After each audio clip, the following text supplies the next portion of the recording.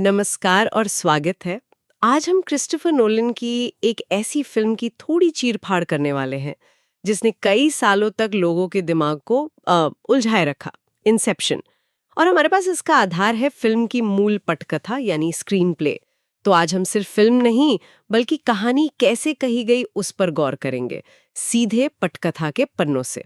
मकसद सीधा सा है, पटकथा के जरिए इंसेप्शन की दुनिया, उसके जो वो अजीब से नियम हैं और किरदारों के भावनात्मक उतार चढ़ाव को समझना। देखते हैं पटकथा में क्या राज छिपे हैं। बिल्कुल।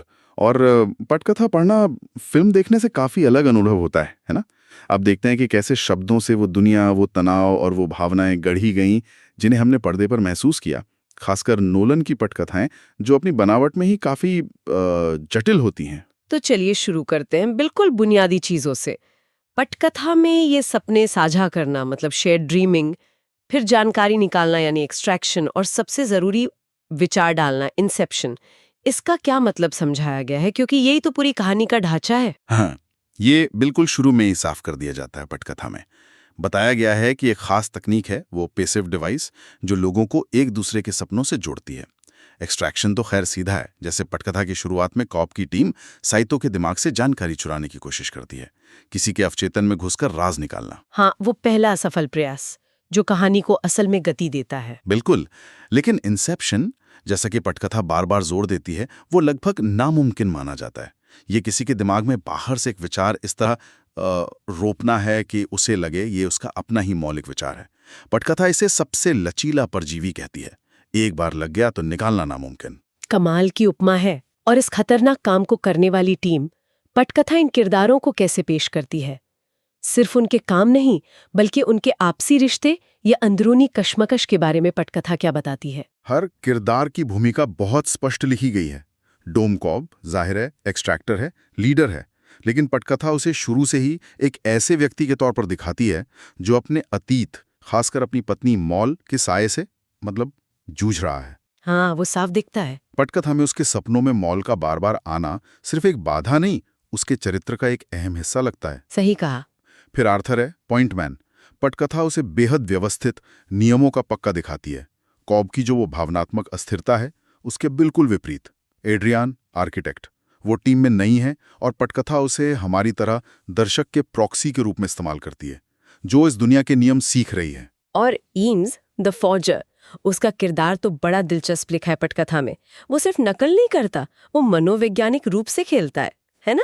बिल्कुल। पटकथा में वो सीन जहां वो फिशर के गॉडफादर ब्राउनिंग का रूप धरता है, वो सिर्फ भेष बदलना नहीं बल्कि फिशर के अवचेतन को गहराई से प्रभावित करने की कोशिश है। यूसुफ केमिस्ट, जो सपनों को स्थिर रखने वाले कंपाउंड्स बनाता है, पटकथा उसकी अहमियत तब दिखाती है जब पहली परत में वो अस्थिरता आती है। अच्छा।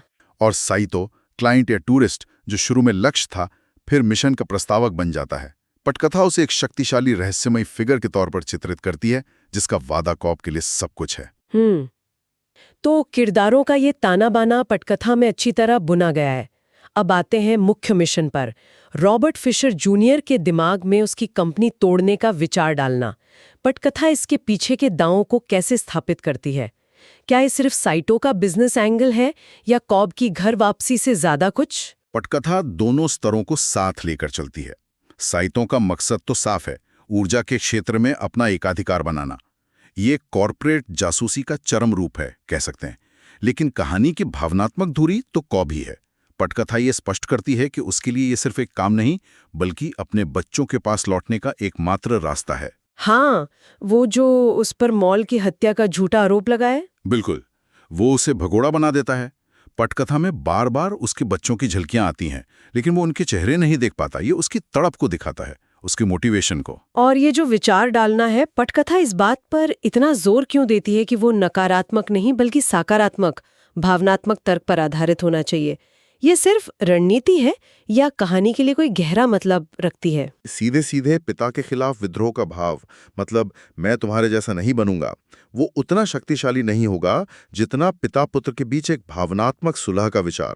हाँ, कि पिता चाहता था कि बेटा अपनी राह खुद चुने, न कि उसकी नकल करे, वो वाला पॉइंट। बिल्कुल। पटकथा कहती है कि सकारात्मक भावनाएं ज्यादा गहरी जड़ें जमाती हैं।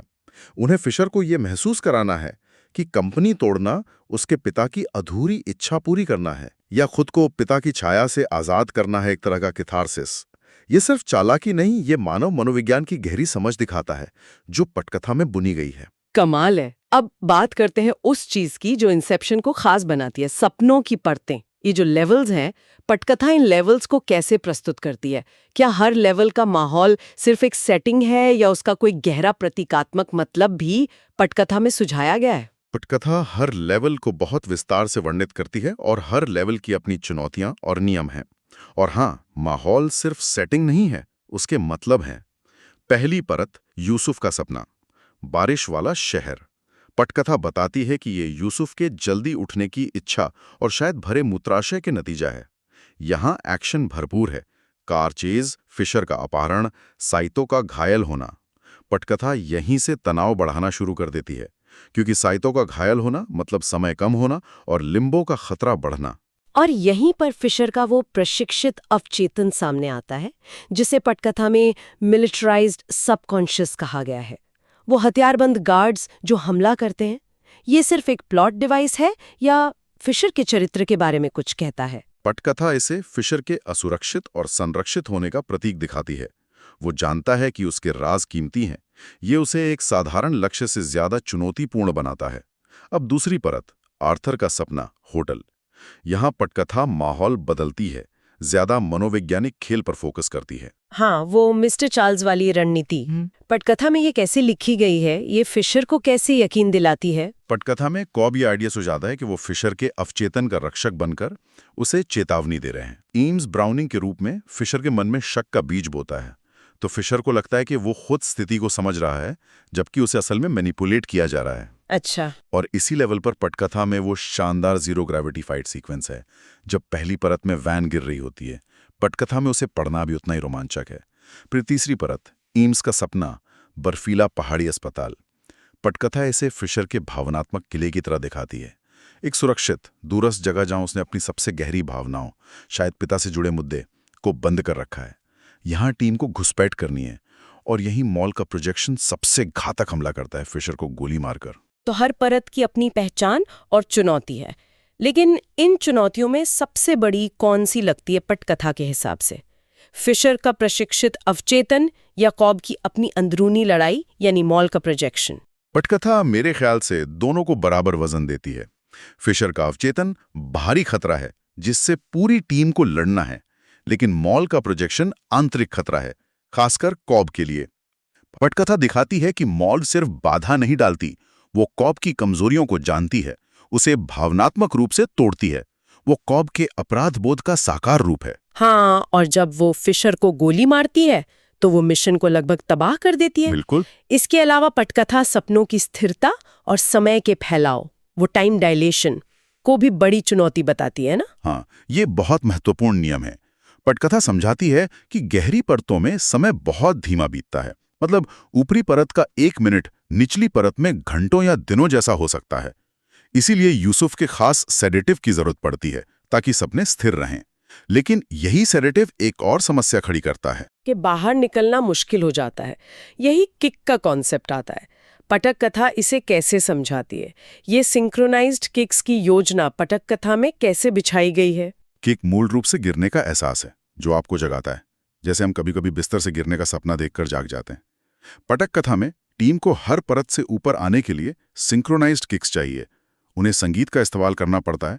एडिथ पियाफ का वो गाना नॉन जूनी रिग्रेट रियन एक सिग्नल के तौर पर। हाँ, वो गाना तो यादगार है। बिल्कुल।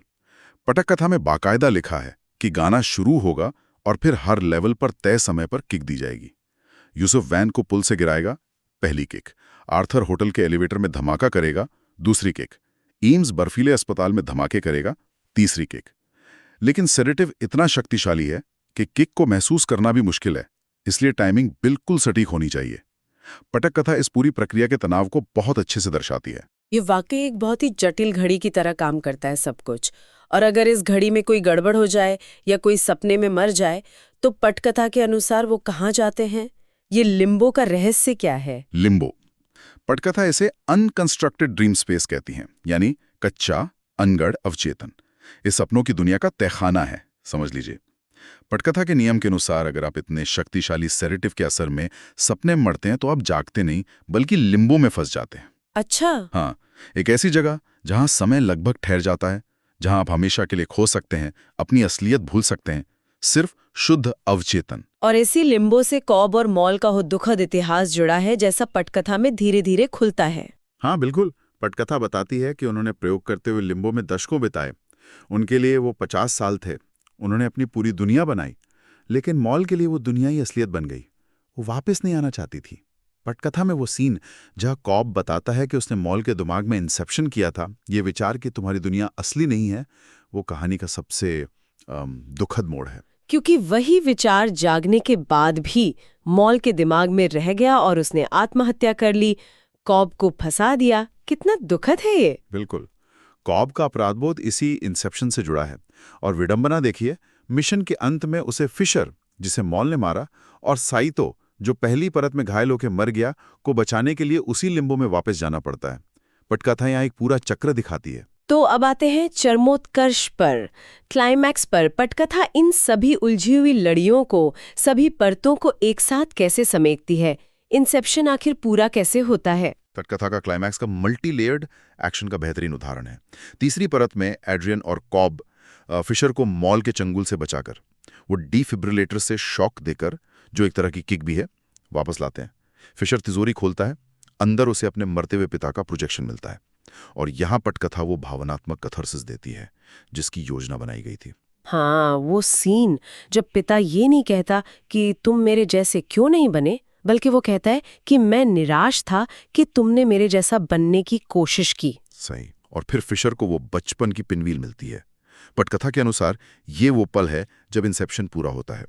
फिशर अपने पिता की विरासत के बोझ से मुक्त महसूस करता है और कंपनी तोड़ने का विचार अब उसका अपना लगता है, अपने रास्ते पर चलने का फैसला। और इसी के साथ सिंक्रोनाइज्ड किक्स का क्रम शुरू होता है। हाँ, संगीत के साथ एड्रियान फिशर को किक देती है। आर्थर होटल में जीरो ग्रेविटी में सबको लिफ्ट में डालकर धमाका करता है। पटकथा में ये सीक्वेंस बहुत रोमांचक ढंग से लिखा है और यूसुफ वैन को पानी में गिरा देता है। सब एक के बाद एक ऊपर की परतों में वापस आते हैं, सिवाय कॉब के। पटकथा उसके लिम्बो से वापस आने को कैसे दिखाती है? वो कैसे लौटता है? कॉब लिम्बो में रह जाता है साइटो को ढूंढने के लिए। पहले वो मॉल का सामना करता है। पटकथा में ये एक बहुत ही भावनात्मक विदाई है, जहां कॉब आखिरकार अपने अपराध बोध से मुक्त होता है और मॉल को उसे जाने देता है। फिर वो बूढ़ा हो चुके साइतो को ढूंढता है। पटकथा का वो शुरुआती सीन अब पूरा मतलब पकड़ता है। अच्छा, हाँ। कॉब उसे उनका वादा याद दिलाता है, come back and we'll be young man together again. पटकथा यहाँ थोड़ी अस्पष्ट है कि वो कैसे वापस आते हैं। शायद उसी पिस्तौल से जो मेज पर रखी है, एक दूसरे को मारकर। लेकिन वे वापस प्लेन में जागते हैं। और फिर आता है पटकथा का वो अंतिम दृश्य जिसने सालों से इतनी बहस छेड़ रखी है, वो घूमता हुआ लट्टू। पटकथा इसे कैसे लिखती है? क्या वो कोई इशारा देती है कि क्या हुआ आखिर में? पटकथा अंत को बहुत सावधानी से लिखती है। क्या वो प्लेन में जागता है? सब ठीक लगता है, साइंतू ने वादा निभाया, फोन कॉल किया, कॉब इमिग्रेशन से गुजरता है, घर पहुंचता है, उसे अपने बच्चे देखते हैं। और पटकथा खास तौर पे लिखती है कि इस बार वो उनके चेहरे देखता है। ये एक बड़ा संकेत है कि शायद ये हकीकत है, क्योंकि सपनों में वो उनके चेहरे नहीं देख पाता था। ये बात थी। सही। फिर वो अपनी टोटम, वो लट्टू, मेज पर घुमाता है, ये जांचने के लिए कि वो सपने में है या हकीकत में। लेकिन इससे पहले कि वो देखे कि लट्टू गिरता है या नहीं, वो अपने बच्चों की तरफ खिंचा चला जाता है। पटकथा का आखिरी शॉट लट्टू पर है, लिखा है इट स्पिन्स एंड स्पिन्स। फिर एक छोटा सा डामाडोल होता है, इट वॉबल्स भी लिखा है, लेकिन फिर स्क्रीन काली हो जाती है।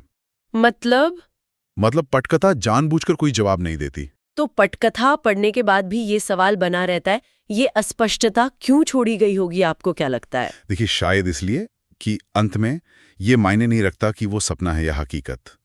पटकथा दिखाती है कि कॉब ने अपनी भावनात्मक यात्रा पूरी कर ली है। उसने मॉल को जाने दिया, अपने बच्चों तक पहुंच गया। वो उस हकीकत को चुनता है जो उसके लिए मायने रखती है, भले ही वो वस्तुनिष्ठ रूप से असली हो या ना हो। लट्टू का गिरना या न गिरना दर्शक की अपनी व्याख्या पर छोड़ दिया गया है। तो ये थी इंसेप्शन की पटकथा की हमारी गहराई से पड़ताल। सपनों की परतें, इंसेप्शन का वो जटिल मिशन, कॉब का भावनात्मक सफर और एक अंत जो वाकई सोचने पे मजबूर करता है। पटकथा वाकई दिखाती है कि कितनी बारीकी से इस दुनिया को गढ़ा गया था। हाँ, पटकथा पढ़कर यह समझ आता है कि हर नियम, हर संवाद, हर सीन सिर्फ कहानी आगे बढ़ाने के लिए नहीं था, बल्कि वो किरदारों की अंदरूनी दुनिया और फिल्म के मुख्य विषयों जैसे यादें, अपराध बोध, वास्तविकता की प्रकृति को भी उजागर कर रहा था। कहानी और तकनीक का बेहतरीन संतुलन है इसमें। और अंत में जो सवाल पटकथा छोड़ जाती है कि हमारे लिए वास्तविकता क्या है? क्या वो जिसे हम छू सकते हैं या वो जिसे हम महसूस करते हैं और जिसमें हमें शांति मिलती है? शायद यही सवाल है जो इंसेप्शन को सिर्फ एक साइंस फिक्शन थ्रिलर से ज्यादा बनाता है। पटकथा पाठक या दर्शक को ये सोचने पर मजबूर करती है कि उनकी अपनी चुनी हुई वास्तविकता क्या है। कॉब ने अंत में अपनी चुन ली, लट्टू की परवाह किए बिना। शायद यही पटकथा का अंतिम संदेश है। उम्मीद है इंसेप्शन की पटकथा पर यह बातचीत दिलचस्प लगी होगी और शायद फिल्म को एक नए नजरिए से देखने में मदद करेगी। अगली बार फिर मिलेंगे किसी और विषय की गहराई में उतरने के लिए। यहीं धन्यवाद।